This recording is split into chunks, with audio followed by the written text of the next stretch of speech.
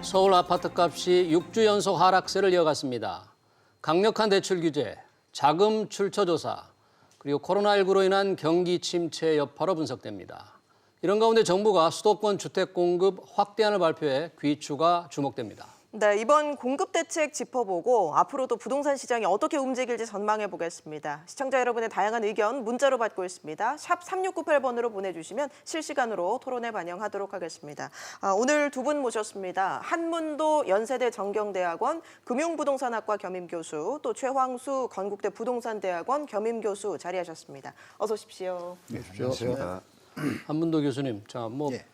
정부의 부동산 대책이 계속 나와서 또 예. 코로나19까지 겹쳐가지고 지금 완전히 안정세, 하락세가 좀 굳어진 겁니까? 어떻습니까? 아직 굳어졌다고 표현하기는 아직은 이르고요. 일단은 뭐 코로나 정부 대책이 나오자마자 약간 좀 관망세로 있던 차에 코로나가 겹치지 않았습니까? 예. 겹쳤기 때문에 제가 볼 때는 현재는 이제 관망세, 버티기, 매수자, 매도자가 관망하고 버티기 수준인데 그러다 보니까 매도자 중에 좀 6개월, 6월 말일까지가 저 다주택자 10년 보유자분들이 이제 매도를 할 경우에 이제 양도세 중과를 면제하니까 그 물량들이 시장에 나오다 보니까 매수자는 없고 물량이 있다 보니 매수자들 입장에서 그 가격보다는 이게 작년 연말 고점 가격이죠. 네. 그 가격은 좀 부담스럽다라고 판단했는지 더 내려갈 거라고 이제 관망하는 어떤 심리적인 요소가 있다 보니까 이제 하향 안정으로 이제 하방 압력이 자꾸 진행이 되다 보니까 강남 사고가 뭐 한 2, 3주 계속 연속 하락 지수를 찍고 있죠. 그래서 예. 강북구는 좀 버티고 있습니다. 아직 버티고 있는데 장기적으로 볼 때는 하향 안정은 되겠는데 굳어졌다고 보기에는 아직은 왜냐하면 이 입주 물량에 대한 어떤 조절 시기가 약간 겹치는 부분이 몇 개 있어요. 그래서 그 부분 때문에 정부도 뭐 대책을 내놓은 게 그런 이유인데 그 부분이 이제 마지막 남은 어떤 뭐 주택 투기 수요 이런 분들이 마지막으로 또 불꽃놀이를 할 수도 있습니다. 그래서 굳어졌다고 볼 수는 없고 굳혀가는 중이다라고 저는 좀 보고 있습니다. 네. 네, 어제와 오늘 이제 한국감정원과 부동산 114의 통계가 잇따라 나왔습니다. 좀 눈에 띄는 점을 보면 강남의 집값 하락세가 이어지고 있긴 하지만 하락폭이 줄었습니다. 이건 어떻게 봐야 될까요? 뭐 앞서 그 한 교수님께서 말씀하신 것처럼 현재 방향성이 정해졌다라고 보기엔 대단히 어렵거든요. 그러면은 최소한 이제 방향성을 이제 체크를 하려면 뭐 한 달, 두 달 이 정도의 어떤 그런 시간들을 두고 봐야 해야 하는데 뭐 한두 주 정도 약간 하락세가 좀 지지부진하고 그러니까 뭐 조금 하락 비율이 좀 떨어졌다고 하더라도 예. 어떤 방향성을 얘기하기는 뭐 좀 어려운 부분이고요. 그런 부분들은 어떻게 보면 이제 전문가의 영역이라기보다는 살짝 이 현상에 대해서 뭐 판단하는 이런 쪽이 훨씬 더 좋은 어떤 의견을 낼 수 있지 않을까 싶어서 예. 뭐 어떻다라고 얘기하기는 아직은 좀 애매한 측면들이 분명히 있는 것 같습니다. 아니 근데 계속 서울 그 강남구의 경우는 계속 떨어지고는 있는데 낙폭은 좀 좁혀졌지만 이미 하락세의 이 기운은 계속하지 않습니까? 수요층도 별로 없는 것 같은데. 적어도 아마 그 예전보다 상방향으로 우상향하는 그러한 것들은 확실하게 아닐 것이다라는 기류는 분명히 있는 것 같습니다. 다만 이제 그렇다고 해서 이제 일부 어떤 급진적으로 이야기하는 주장하시는 분들처럼 이게 뭐 정말 폭락할 거냐 이런 것들은 또 쉽지는 않은 것이 이런 폭락이라든가 이런 것들이 아주 대폭적으로 하락하는 걸 지지해주는 어떤 요인들이 있는데 그것이 뭐 약간 피치 못한 어떤 사정도 있겠지만 어떤 금리라든가 이런 것들이 상당히 저금리 기조가 있기 때문에 어느 정도의 밑에서의 어떤 지지선 정도는 있는데 다만 그것이 그 반대로 올라간다라고 이야기하기에는 대단히 좀 어려운 시점이고 실제로 또 많이 올랐습니다. 부담스러울 정도로. 그래서 예. 지금보다 더 오른다라는 것은 소비자 입장에서는 네. 상당히 피로감이 있는 시점이라서 뭐 오른다고 얘기하기는 좀 어려운 상황 아니겠나 싶습니다. 이번 연휴 때 뭐 재건축 단지를 중심으로 급매물 거래가 활발했다고 하는데 실제로 그렇습니까? 예, 뭐 실제로 아까 말씀드린 그 10년 다주택자 중과 양도세도 있고 그리고 이제 다주택자들 중에서 보유세, 종부세 완화가 이제 엊그제 결정이 났잖아요. 그 전까지는 이 다주택자들이 좀 부담감을 많이 느낀 것 같습니다. 그리고 전체적인 세계 경제, 그 강남 지역의 다주택자 투자자 분들은 일단 경제적인 지식이 기본적으로 좀 높습니다. 네. 높다 보면은 세계 경제에 대한 그림을 같이 보거든요. 네. 근데 뭐 우리 시청자분들 다 아시겠지만 세계 경제가 지금 녹록치 않나요. 그리고 원유의 어떤 빚어진 어떤 경제 침체 어떤 효과들이 장기적으로 나중에 나타나는 걸 다 알고 계시거든요. 네. 그런 시점에 30만 원 뭐 공급이라는 이런 것이 다 겹친다는 것을 미리 알기 때문에 제가 볼 때는 좀 매물을 내놓으신 것 같고 첨언하자면은 그 아까 114하고 뭐 감정하고 통계들이 약간 다르지만 네. 114나 이런 데서는 서울 가격이 아직도 유지하고 있는 걸로 나오지만 감정원의 데이터는 하락으로 완전하게 나와 있어요. 왜 다르죠? 네, 말씀 주신 대로 하락으로 굳혀진 거 아니냐가 이제 네. 거기서 나오는 것인데 우리가 이제 돌아볼 게 한 가지가 이 부분이 있습니다. 이 통계가 약간 차이가 있는데 부동산 114나 KB는 이제 민영화가 되고 나서 거의 뭐 외국인 소유 지분이 많다 보니까 외국인의 어떤 입장을 대변하다 보니까 나오는 어떤 부동산에 대한 정보들이 공적이지 못합니다. 제가 볼 때는 여러 가지 데이터를 지표는, 네. 그래서 그 두 군데는 어떤 식으로 데이터를 추출하냐면 공인중개사한테 전화를 해서 호가를 물어봅니다. 네. 추출할 때. 네. 그럼 그 데이터가 호가 위주잖아요. 예. 그 실거래가도 반영을 114는 조금 가중치를 두긴 하는데 거기서 이제 좀 문제가 있고 감정원의 통계는 실거래가 반복 매매 무형을 갖다가 많이 둔다 비중을. 그러면 미국의 선진국이라는 다른 나라들이 다 반복 매매 무형이 기본이에요. 예를 들어서 어느 단지가 1000대 아파트가 있는데 한 개가 대부분 6, 7억으로 거래되다가 한 개가 갑자기 8억 이런 경우가 요즘 간간히 있었잖아요. 근데 그 한 개를 인정을 안 한다는 거죠. 네. 근데 대한민국은 아까 말씀드린 114 이런 데서 이게 올라가면 전체 단지가 그 값으로 보는 오류가 좀 있습니다. 그래서 이런 부분에 대한 어떤 통계에 대해서 계속 전문가들이 지적을 했는데 이 부분도 시청자분들이 잘 보시고 실제로 시장에 가서 판단하는 게 좀 필요하다고 봅니다. 네. 알겠습니다. 네, 이번 여당이 4.15 총선에서 이제 압승을 하면서 네. 여당이 이제 부동산 규제를 계속 강화하겠다는 게 지속될 것이라는 생각. 네. 그리고 지금 엊그제도 세무조사 발표가 됐는데 투기자들에 대해서 아주 엄벌을 하는 이런 기조라면 뭐 시장의 흐름은 대충 하락세로 갈 것 뭐 같은데. 어쨌든 정부 여당이 원하는 선거 결과를 얻었기 때문에 사실은 지금 몇 달 동안은 어떻게 보면은 그 정부가 이제 그 선거 전국이어서 네. 이런 부동산 정책이라든가 민생이라든가 이런 부분들을 좀 챙기기가 상당히 어려웠던 시기적인 특성이 있었지 않습니까? 그러다 보니까 이제는 이제 선거가 끝났고 약간 시간도 지났으니까 본격적으로 이런 부분들 민생이라든가 이런 부분들 챙길 만한 어떤 여력이 좀 생긴 거예요. 그래서 가만히 보니까 뭐 법인을 활용한 것들 또 아니면 뭐 증여라든가 또 뭐 이런 것들을 통해서 네. 뭔가 탈세하는 것들에 대해서는 좌시하지 않겠다. 네. 뭐 물론 이제 이런 어떤 그 일종의 꼼수를 쓰는 이유 중에 하나가 네. 그동안의 규제가 워낙 강렬하기 때문에 뭐 이런 식으로 저런 식으로 한번 해봐서 뭔가 출구를 찾으려고 하는 노력이긴 하겠으나 그것들을 이제 정부 입장에서는 촘촘하게 그런 규제들을 잘 지뢰밭처럼 매설을 한 다음에 네. 빠져나가지 못하도록 그다음에 불로소득이라든가 이런 것들이 생기지 않도록 노력하고 있는 그러한 포지션 또는 네. 어떤 그런 액션 이렇게 보시면 되겠습니다. 알겠습니다. 그제였죠. 정부가 이 서울 공급 대책을 내놨습니다. 뭐 세부적인 내용은 하나하나 짚어보도록 하고 일단 전반적으로 봤을 때 어떻게 평가하십니까? 저는 정부가 선제적으로 시장에 대응했다고 봅니다.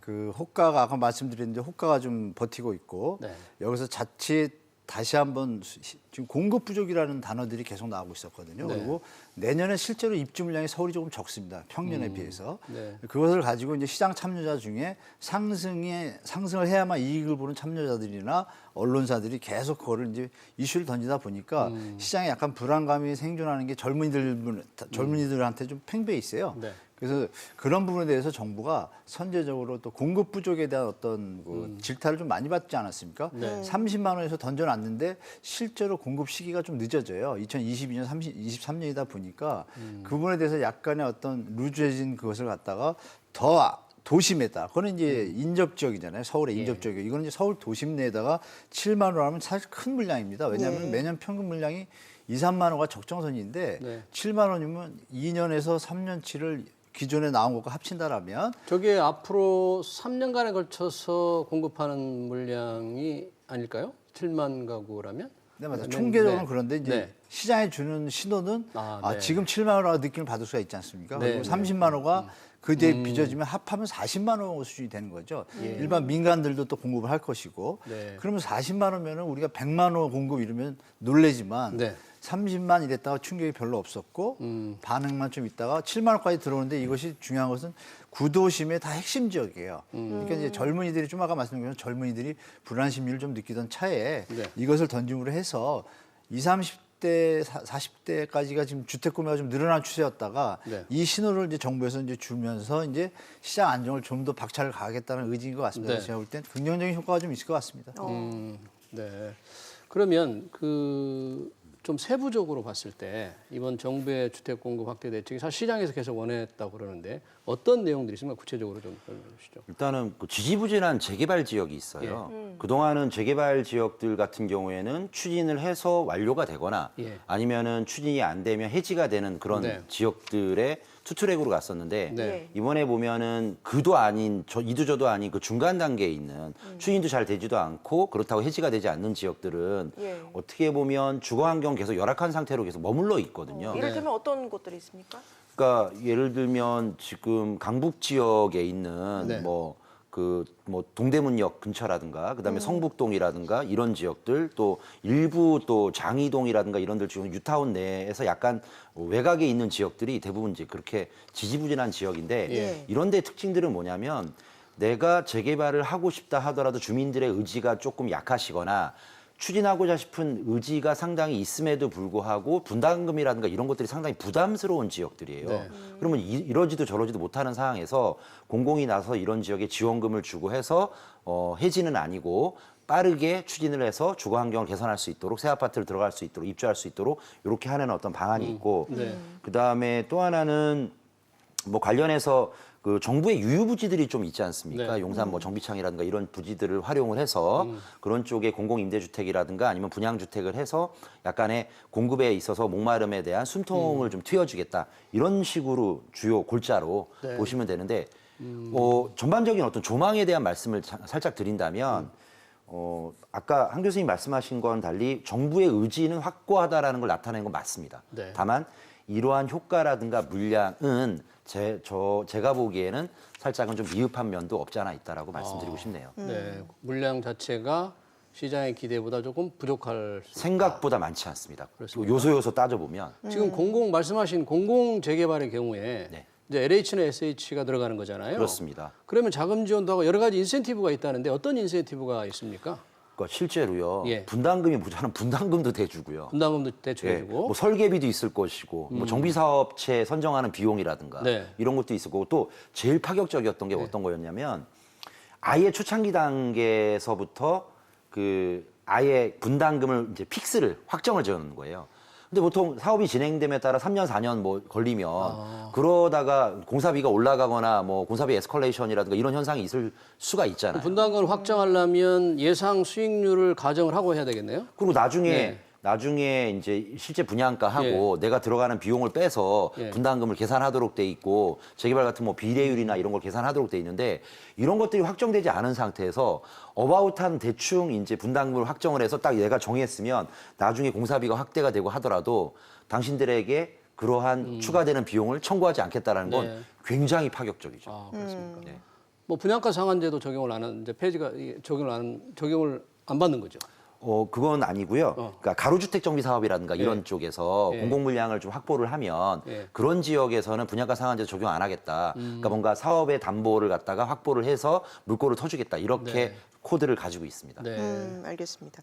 또 가장 좀 관심을 끌고 있는 부분이 용산의 이제 8천 가구 미니 신도시급 개발을 발표한 부분인데 뭐 벌써부터 시장이 좀 들썩들썩거리고 있는 것 같아요. 네, 용산이라는 뭐 뛰어난 입지 때문에 그런 건데요. 네. 뭐 감론을박이 있습니다. 뭐 젊은 세대들한테 도움이 된다. 젊은 들은 좋아하고 용산 지역에도 이제 호불호가 갈리는데요. 이 국제 업무지구가 원래 랜드마크로 갈 예정이었다가 정비창이 이제 같이 이어져야 용산 공원하고 해가지고 이천도와 같이 해서 좀 랜드마크 국제적인 랜드마크 가능성이 높은 지역이었죠. 이었는데 이 부분에서 이제 박원순 시장이 국토부의 이제 의견을 받아들여가지고 처리하지 않습니까? 처리하고 이번에 지금 오케이 해가지고 8천 가구인데 문제는 그거죠. 이 8천 가구가 그 지역의 입지나 지금 발전하는 형태에 맞게 네. 제대로 좀 랜드마크 형태를 띈다라면 그나마 다행인데 내용은 좋습니다. 공공임대도 40% 공급하고 일반 분양부도 40% 분양하는 자체가 네. 공급 물량을 늘리는 원칙론에서는 좋은데 네. 그것을 갖다가 어떤 뭐 건축비 어떤 문제점이라든지 이제 공공이다 보니까 저렴하게 하려고 그러지 않겠습니까? 예. 그런 걸로 인해서 그 지역이 지금 막 발전하고 있는데 좀 루즈하게 된다든지 좀 급이 떨어지게 짓게 되다 보면 도리어 공공의 어떤 미각적인 부분은 좀 미관적인 부분을 해칠 수가 있어요. 그래서 그런 부분이 정부에서 좀 신경을 쓴다라면 제가 볼 때 뭐 상업시설도 들어가고 같이 한다고 하는데 제가 볼 때는 분명히 호재는 호재인데 이왕이면 국제 업무지구로 예약됐던 그런 내용들하고 연계성을 가져가지고 만들면 더 좋지 않나 좀 이런 생각 좀 해봅니다. 그러니까요. 지금 어제 정부가 발표할 때는 8천 가구 아파트를 공급하겠다는 것만 있지 그 전체 지역을 도심 재개발이라는 측면에서 전체적으로 어떻게 개발을 하는데 그중에 어떤 유형의 아파트를 어떻게 놓겠다 이런 건 없잖아요. 그럼 뭐 굉장히 비싼 땅 아닙니까 거기가 뭐 평당 1억이 훨씬 넘는 곳인데. 그렇습니다. 예, 그걸 어떻게 8천 가구 아파트만 짓겠다 이거는 조금 그건 아닐 것 같고 어떻게. 분명히 그 상업 시설이라든가 네. 그다음에 그것을 연계할 수 있는 시설들로 분명히 설계는 하긴 할 건데요. 네. 구체적인 사항은 좀 더 봐야 될 것 같은데 현재는 나오지 않은 상태고요. 예. 그리고 또 하나는 이게 이 부분에 대해서 참 정말 그 찬반론이 엄청나게 격론이 있을 정도의 의견들이 나뉘고 있더라고요. 네네. 최근에 이제 뭐 전문가들 사이에서도 보면 그러니까 이걸 이렇게 하는 게 서민들을 위한 주택 공급이라든가 그것도 이제 서민들의 주택 공급을 너무 멀리 이제 주택 공급을 하는 것은 교통비라든가 출퇴근 시간이나 삶의 질을 떨어뜨리다 보니까 좀 괜찮은 곳에다가 그 청년 아니면 신혼부부들을 위한 어떤 그런 공급을 하자 이런 취지는 분명히 이제 명분이 또 있고 예. 그래야 되는 당위성도 있는데 한편으로 보면 이런 쪽으로 하다 보면 네. 그 땅 자체가 코레일 부지거든요. 그럼 이제 코레일의 사업 적자가 지금 어마어마한데. 근데 만약에 그거를 예. 원래 계획 플랜대로 비싸게 팔 땅을 약간의 그런 식으로 전용을 하다 보면 코레일의 사업 적자는 결국에는 나중에는 언젠가 주민들의 부담이니까. 예, 부담으로 귀결될 수 있어서 그러니까 제 얘기가 아니라 그런 쪽을 이제 어느 정도의 우려하는 분들도 있고 또 약간은 이제 공공적인 어떤 차원들을 훨씬 더 강조하는 그런 부분들도 있는 치열한 공방전이 있는 것 같다라는 생각이 듭니다. 지금 8천 가구를 어떻게 공적 임대나 공공 개발을 어떻게 하겠다는 윤곽은 아직 안 나왔죠. 네, 가시적인 어떤 플랜은 구두로 표현했습니다. 뭐냐면 상업시설을 좀 두고 커뮤니티 시설도 두고 분양분을 갖다 한 60에서 70% 예정하고 일반 분양을 60, 70. 임대 부분을 갖다가 30에서 뭐 35%이 정도 이렇게 예상을 하고 있는데 이건 가시적인 거고요. 가시 아니고 이제 말씀 주신 대로 교수님이 좀 더 이제 세부적인 검토를 거치고 전문가들 뭐 그 의견을 듣고 하다 보면 아까 제가 말씀 올린 대로 용산 지역에 알맞는 국제 업무지구에 알맞는 어떤 모양과 내용과 또 실제 어떤 실질적인 어떤 내용을 갖춘 그런 대책이 아니라 설계안이 나오면 그때 가서 이제 좀 제가 볼 때는 지금 말씀 주신 가시안에서 발전된 난이도 나온다라면 좀 금상첨화겠죠. 뭐 전문가들이 많이 본 조언을 주면 정부도 받아들일 것 같습니다. 그럼 그곳에 공적 임대, 공공 임대가 들어가면 그 주위에 정비창 주위에 사시는 분들한테는 상승 호재입니까? 아니면 혹시 가격이 떨어질 수가 있는 그런 아파트? 그것도 지금 혼선을 빚고 있는 것이 그래요? 네. 이게 호재냐 네. 아니면 이게 악재냐 네. 뭐 아직은 잘 모르겠다라가 그렇습니까? 주류적인 생각인 것 같고요. 그러니까 어쨌든 이런 건 있는 것 같아요. 약간 호재적인 어떤 이야기로 생각을 하시는 분들 입장에서는 그동안 계속 멈춰 있었잖아요. 네. 어쨌든 이거를 통해서 간다 이거죠. 네. 그러면 이제 어느 정도 그 사업이 진행됨에 따라 그 외곽의 그 외부의 비슷한 그 옆 지역들도 지금 그러니까 정지가 돼 있는 지역들도 꽤 많이 네. 같이 있거든요. 네, 네. 그럼 이제 거기도 사업의 탄력성을 받을 수 있는 거 아니냐 네. 이렇게 생각하는 분들이 있고 또는 이제 아까 앵커께서 말씀하신 대로 그런 부분에 대해서 이런 그 약간은 네. 조금 효율적인 어떤 측면에 있어서는 좀 약간 떨어지는 저하되는 이런 것들을 하다 보니 네. 과연 여기에 이제 격이 맞겠느냐 네. 이런 식으로 이제 하는 그런 우려하는 분들도 있고 또 굉장히 요즘에는 특히 용산 얘기가 굉장히 많이 들렸습니다. 왜냐하면 정비창 부지 주변에 사시는 거나 살고 싶어 하시거나 팔고 싶어 하는 분들이 의사결정이 굉장히 어려울 것 같아요, 지금. 전체 윤곽이 명확히 나오지 않기 때문에. 제가 뭐 갖고 있지는 않지만 저라도 그 지역에 갖고 있거나 아니면 진짜 당사자라 하더라도 혼란스러울 것 같은데요, 아직까지는 상당히. 지금 뭐 영산 쪽에 뭐 급매물 내놨던 거 다시 걷어들이기도 하고. 그러니까 이렇게 예, 생각하시면 될 것 그런- 같아요. 왜냐하면 일단은 호재라고 봐야 됩니다. 왜냐하면 지금 말씀 주신 대로 걷어들이고 있잖아요. 예. 왜냐하면 그게 이제 뭐 좀 편안한 말로 하면 이제 뻗어 있었잖아요. 그냥 쭉 사업이 진행이 안 되고 뭐한 9년 내 계속 10년 전부터 그냥 얘기가 나오는데 그렇죠. 그냥 있는 것보다 그 주에 상가를 가지고 계시던 집을 가지고 계시던 집이라는 것이 거기에 어떤 유효소가 많고 상가가 발전하면 상상이 돼 있잖아요. 사람이 모이면 계속 이렇게 있다가 또 10년을 간다라면 그중에 아마 10년 전에 그 얘기를 들으신 분이 60세였으면 지금 80세예요. 네. 내일 모레면 80세 그런 분들 입장에서 호재라고 생각할 것이고 네, 네. 젊은 분들이 이제 투자 개념으로 들어갔어요. 들어가서 나는 나이 20년 기다렸다가 국제 업무지구가 될 때 제대로 어떤 투자 이익을 보다 이런 분들 입장에서는 약간 악재라고 느낄 수 있겠지만 네. 결론적으로 말씀드리면 그래도 애초 투자한 것보다는 다 상승의 어떤 압력을 갖고 있는 요인이 되기 때문에 일단은 호재인데 그 관점에 따라서 아까 말씀드린 대로 사람에 따라서 그것을 아주 좋은 호재로 받아들이는 사람도 있고 자기는 원래 호재 기준을 100으로 봤는데 50%로 줄어서 조금 실망하는 분도 있겠지만 결론적으로는 호재인 건 분명하다. 다만 아까 말씀드린 대로 국제 업무지구의 어떤 위상과 걸맞는 형태로 들어간다면 기가 막힐 것이고 네. 그렇지 못한다라면 호재로 생각했던 분들 중에 일부 분들은 좀 후회하거나 좀 나쁘게 생각할 수도 있겠다 이렇게 좀 보면 될 것 같습니다. 자, 용산도 관심이 좀 아까 방금 말씀하신 이 공공 재개발의 경우에 네. SH나 LH가 함께하는 경우에 그동안의 재개발이 지지부진한 곳 중에서 이런 방식으로 바뀌면 할 만한 곳이 많이 있습니까, 지금? 어떻습니까? 저는 충분히 사업성이 있고요. 사업성이 많습니다. 그리고 또 주민들도 그동안 감내하고 그다음에 어느 정도 이런 부분에 대해서 넋을 놓고 있었던 분들도 네. 충분히 자기의 주거 환경을 개선하는데 도움이 될 거다 생각이 들고요. 제가 사실은 뭐 저도 주전공이 이쪽 이제 도시재생 쪽이긴 한데요. 제 입장에서는 이 얘기를 듣고 나서 보니까 예. 발표를 보니까 아 진작 좀 이렇게 하지. 이런 진작 생각이 들었습니다. 공공이 좀 투입해서 들어가서 네. 하지. 네. 네. 그러니까 이제 이거를 보존하고 해제를 해서 보존할 만한 지역들은 해지를 하는 게 마땅하다고 생각을 합니다. 예. 무분별하게 무조건 부셔서 새 아파트만 짓는 것이 그게 어떻게 보면 도시를 살리고 도시를 재생하는 올바른 길은 아니지만 네.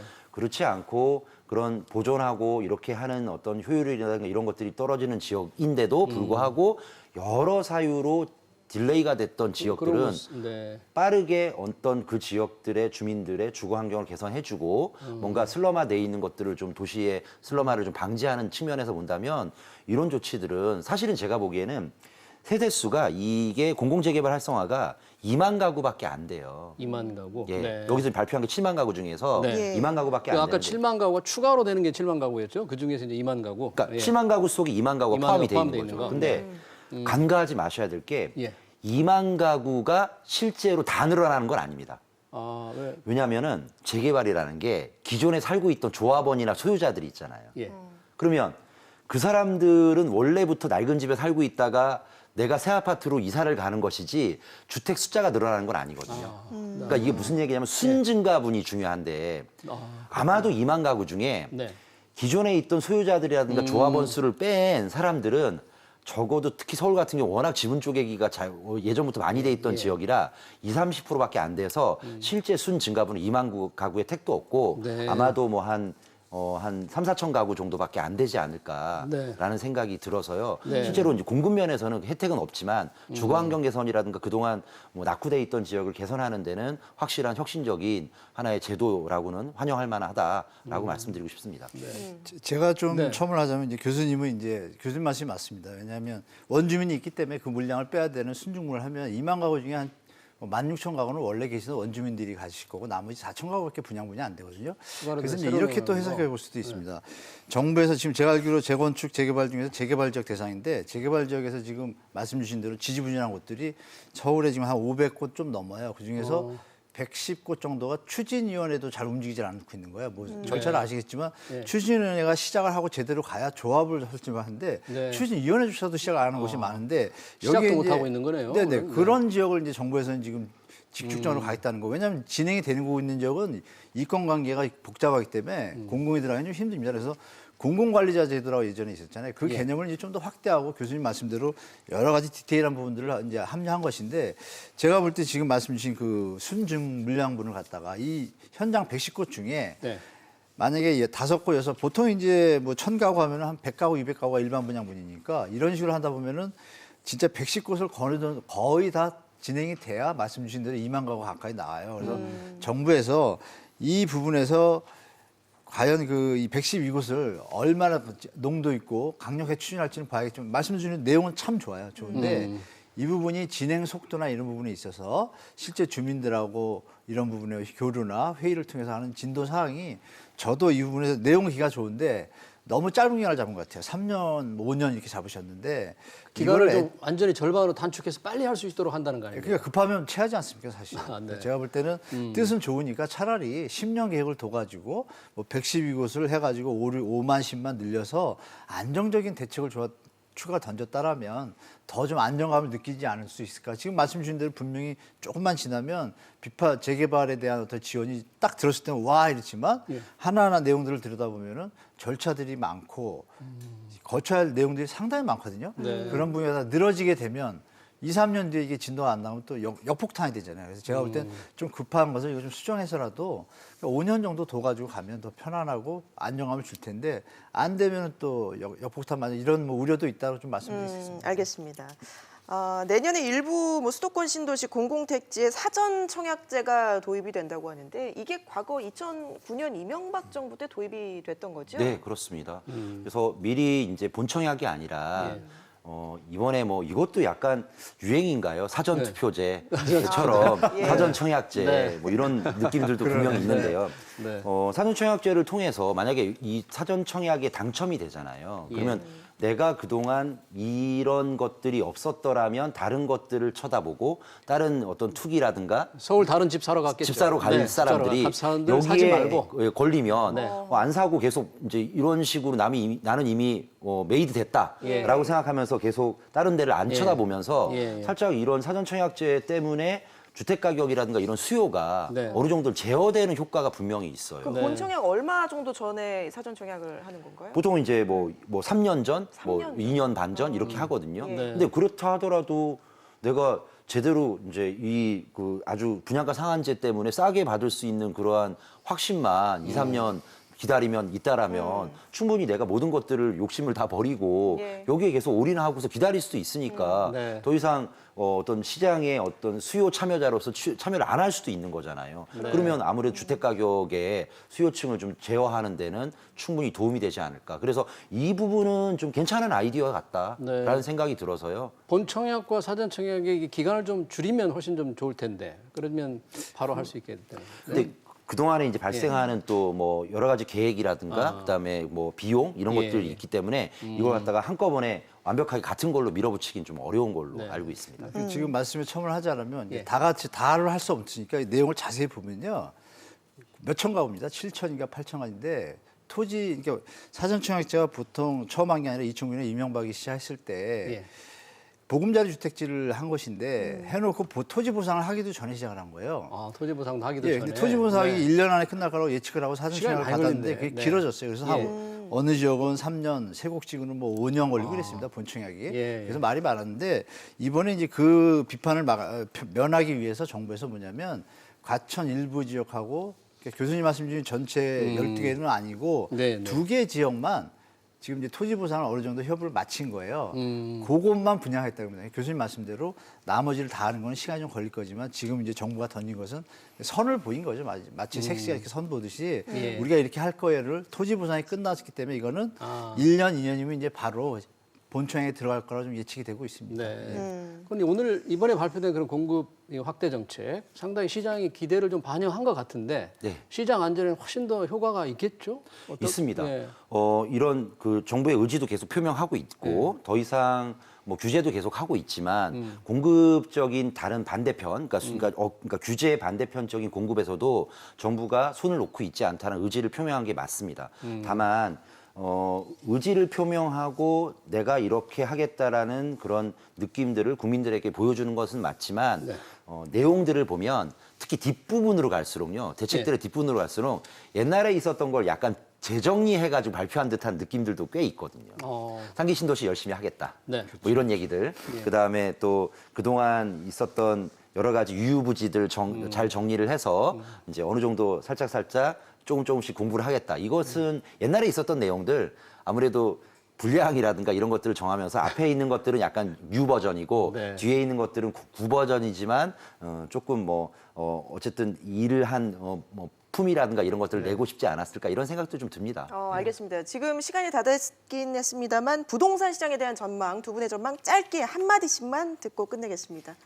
저는 국내 시장 상황 말고요. 네. 그 해외 시장 상황을 좀 우리 시청자분들이 잘 보셔가지고 예. 해외 시장의 어떤 변도, 경제 상황이 좀 안 좋아지면 우리가 자칫 일본처럼 좀 될 수도 있는 가능성이 좀 있습니다. 왜냐하면 우리는 수출국가이기 때문에 그 네. 점만 보셔서 국내 시장 말고 해외 시장 지표들을 잘 보시고 같이 좀 자산 관리를 하시면 좋을 것 같습니다. 예. 최 교수님? 개별적으로는 부동산 시장에 대해서 기대감이 아직도 사그라들지 않고 그렇게 기대하는 개인들도 많이 있으리라, 시청자분들 많이 있으리라 생각이 듭니다만 예. 분명한 것은 부동산도 결국엔 자산의 일종이어서요. 성장률이 담보되지 않는 상태에서 부동산만 나홀로 독야청청 오르기는 힘들다. 다만 하락에 대한 것들도 어느 정도는 지지선은 좀 현재 상황에서는 있지 않겠나 이런 생각으로 시청자분들도 어느 정도 판단하시는 데 도움이 되셨으면 합니다. 알겠습니다. 오늘 두 분 말씀 여기까지 듣도록 하겠습니다. 고맙습니다. 감사합니다. 고맙습니다.